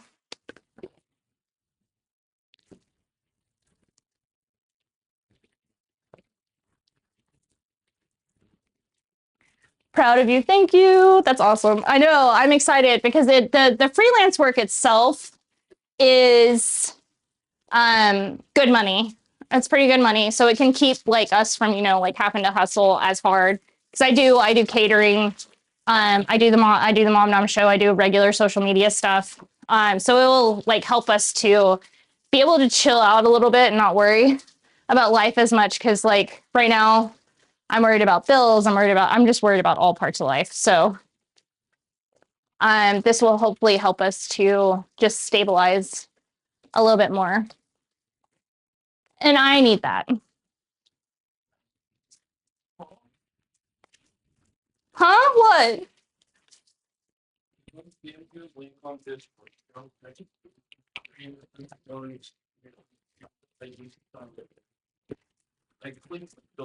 Uh-huh.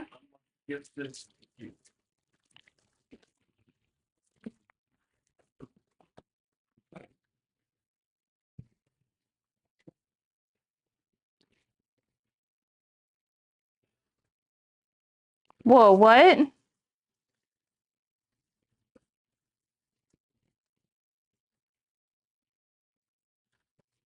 What? Excuse me, ma'am. What is this? Excuse me, crazy. What is this? And I'm excited about just being able to finally. I haven't been able to breathe in months, guys. In years probably. So crazy. I love you. Thank you for being so amazing.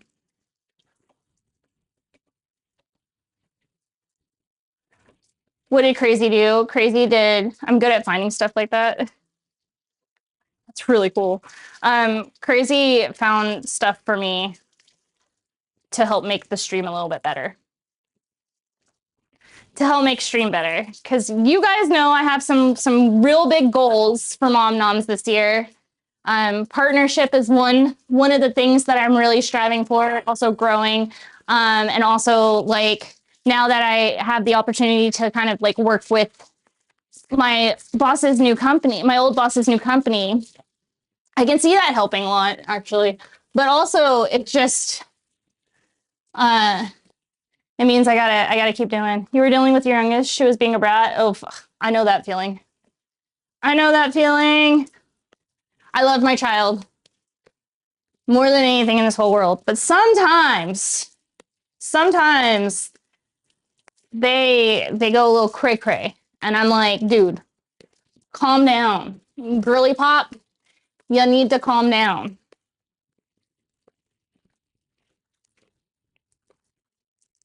It does give us a goal to reach.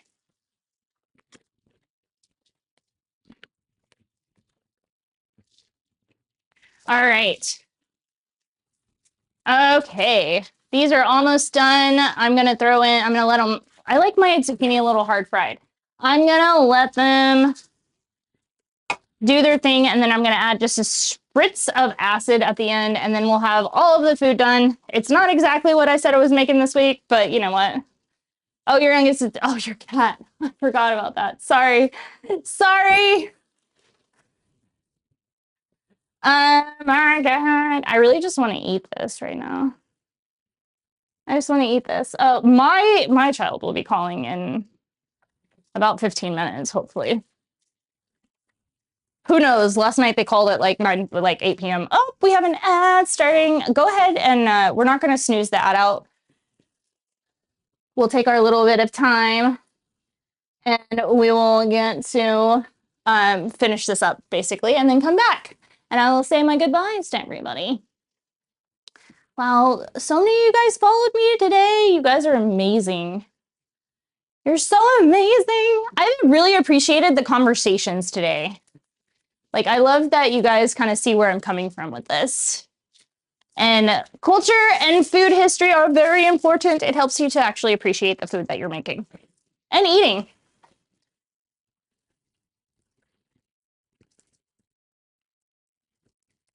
Yeah, that's super cool.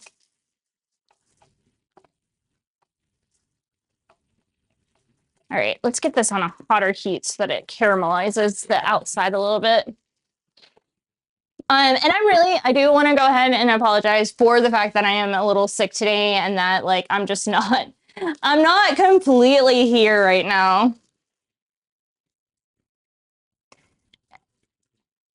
But I am glad that I came in and streamed.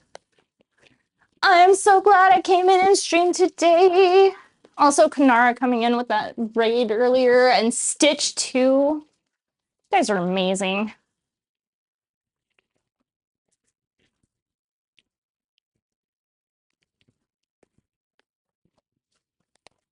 The wind is picking up and I'm really afraid we're about to get more rain. To be like completely honest, I'm like, is it about to storm more?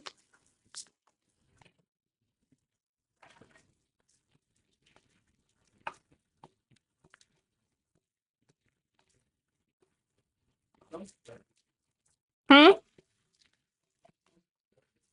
Ad starts in 58 seconds. Start. Please do whatever is doing good for you. Thank you. I have ginger tea that is helping out a lot that Lucas made me, that Red made me. That is helping a ton. And drinking just a lot of water. I'm drinking so much water right now. I did give myself coffee before my interview today because I was like, I've literally been sleeping all day. I've literally been sleeping all day. I need coffee. But I have a ginseng tea. Ginseng, ginger, and honey tea. Gotta stay healthy. I know. I hate canceling streams. I canceled, like, we were supposed to have 2 streams today, and I canceled this morning's. And I really hate doing that, but, you know, sometimes you gotta do what you gotta do. Sometimes you gotta just sleep until you can't sleep anymore. And then wake up and not know what year it is. Or what time it is or anything. That was my day. That's how I feel today.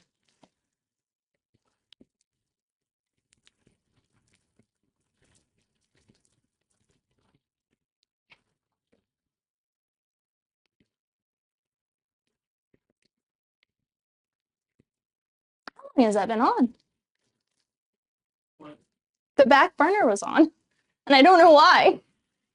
I was like, why is this on? Y'all are just not getting ads. No ads for you guys today. No last minute ads. Oh, there they go. See? Bitch and you shall receive. I am going to sit down for a second, you guys. I'll grab my phone in case my child calls. Jinxed it. I really did. I really did. Why? I'm so tired. Anyway, I'm basically the same idea. I like this angle a lot still.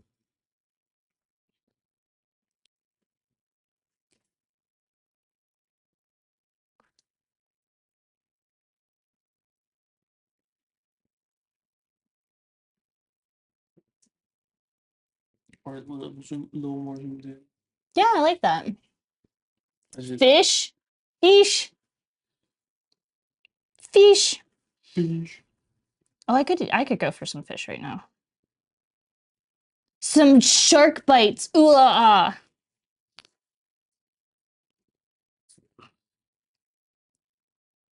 I'm gonna start looking at people to raid. Who am I following?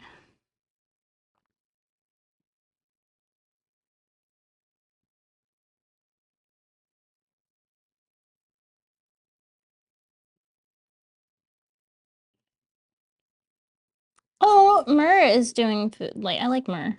We might raid Myrrh. Get down! Please.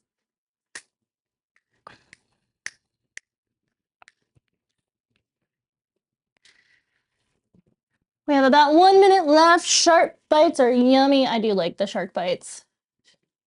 Shark bites are like the equivalent of dinosaur nuggets. They're like fish nuggets that are shaped like sharks. We randomly got told about them from Seffi, and we're like, yeah, let's try it because like Lucas doesn't do a lot of fish, but they were good. I'm pretty okay with fish nowadays.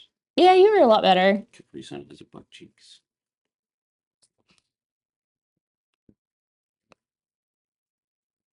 That's who we're gonna read into. Just so you know, for when we get started. All right. Ah, I almost fell down. Do you have turbo? Therion? Do you have turbo? Turbo means you don't get ads. I know. Okay. I know how Turbo works. Turbo used to be $7.99 a month. How much is it now? $11.99. Well, yeah. Okay, this has Chris on it now. And 3, 2, 1. Welcome back, everybody. Okay, so we're almost finished. I'm gonna let this go ahead and crisp up a little bit more on the other side. They're basically just like little zucchini cakes because I put too much butter in it, but you know what? They're gonna taste good. I don't know. I'm using a custom Twitch. Oh, that's fair. That's fair. Oh, no ads for you then. Good. I don't like ads, but they do help us a lot. So I do what I do. And they also help people. You're back. Welcome back. They also help people who don't have like who first come in. They don't have pre-roll ads. So we have scheduled them out since day one. Although the first day that we started streaming again, the first day I brought mom and moms back. It was like a 1 minute ad every 30 minutes or something like that. I was like, what the heck is going on? Why won't it do the 3 minute, like an ad every 3 minutes? Or God, 3 minutes, a 3 minute ad every hour. All right. Oh my gosh. You okay, baby? You don't see them? Oh, cool. Very cool. We have finished it up. It's not exactly what I'm really excited to try the like nest that I made. It's so cute. It's not exactly what I wanted. The only thing that I like got done in the way that I wanted is this Korean fried tofu. I'm so excited about that. Let me check and see how the Jello pie is going. I mean, it's thickening. It's certainly something. It's jiggly. You try it now? No, it still needs 2 more hours in the fridge. This is the first thing that we made, which is very jiggly right now. It's got the jiggles going, jiggle, jiggle, jiggle. It'll probably taste really good. I hope. We'll try it on stream tomorrow. See how it turned out. Thank you guys for being here. I want to say thank you to Kanara for bringing your wonderful community over. It's been really fun. I'm glad that you guys enjoy some of the history. I really do. Like, my whole goal as a streamer is to teach people the food, like culinary history and culture, because in America, food may not have, like in most American places, food may not have a super huge cultural impact. It's just something to sustain you because you have to eat to live. And I feel like we've gotten so far away from like food being a part of the my money don't jiggle jiggle. It doesn't jiggle jiggle. I ain't got that kind of money. We've gotten so far away from like actually appreciating food and like appreciating the history and behind food, except for like if you go to fancy restaurants to fine dining. And I don't think that that's very fair. I don't think that like fine dining is the only place that you should be able to appreciate the food that you're eating.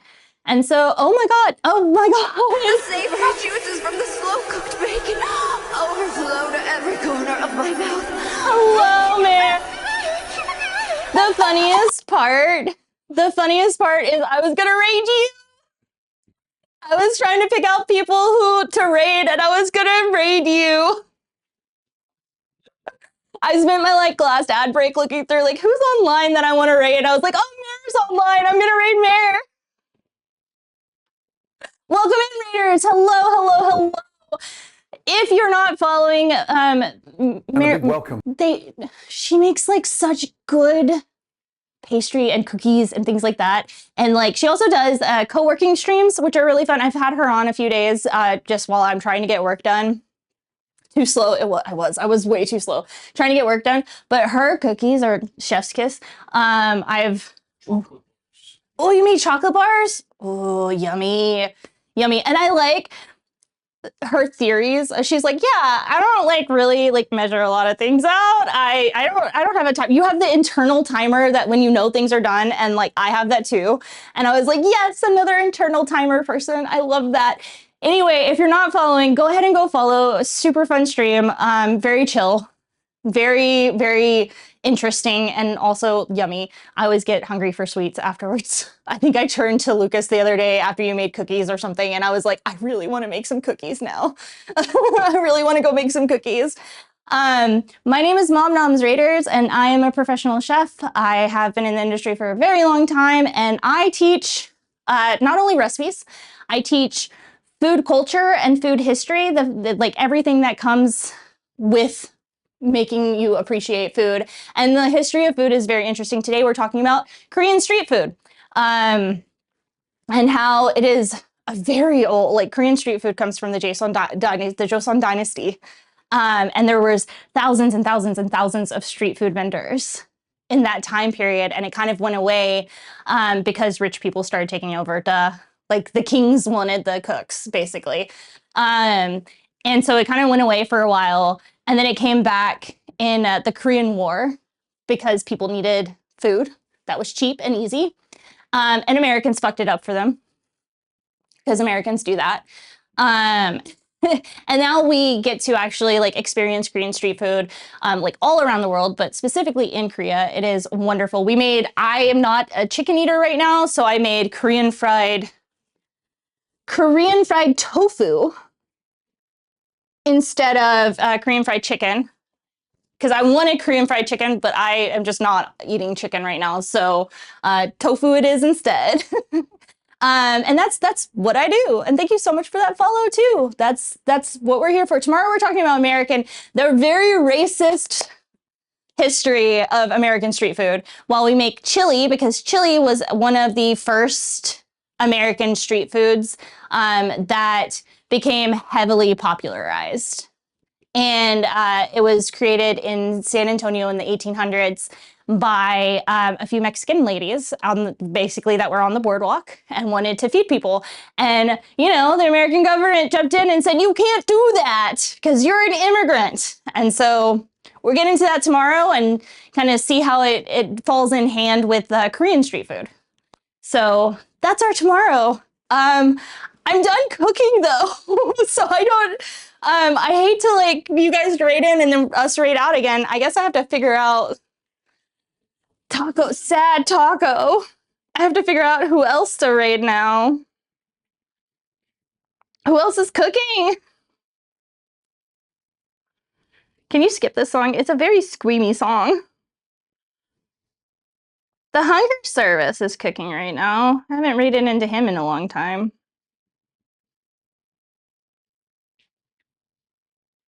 Good vibes. He has very good vibes. I like the Hunger Service vibes. He is one of the OGs. We used to watch each other all the time back in the day. So we're gonna go ahead and rig into the Hunger Service. Thank you guys for being here. Thank you for all of the raids and the follows. If you're not following, hit that follow button. We have a goal of getting to 1,300 followers by the end of the month. My cats are being weird. And we're well on the way for that. So thank you guys for everything. Super appreciate it. We'll be back tomorrow morning. Hopefully I won't be feeling sick at 9:30 a.m. Central Standard Time. And we're going to be making chili, elote, a slaw, and something else. There's a lot of food. I'm so glad Kanara rated you. Yes, I'm excited to do. Kanara and I are cooking something up. Kanara and I are cooking something up right now. And I'm really excited about that. We're going to have a co-stream at some point. Thank you guys. Thank you for being here. And as always, eat good food, appreciate what you have, and like, just, you know, chill out. The world's going crazy. We don't have to. Love you guys.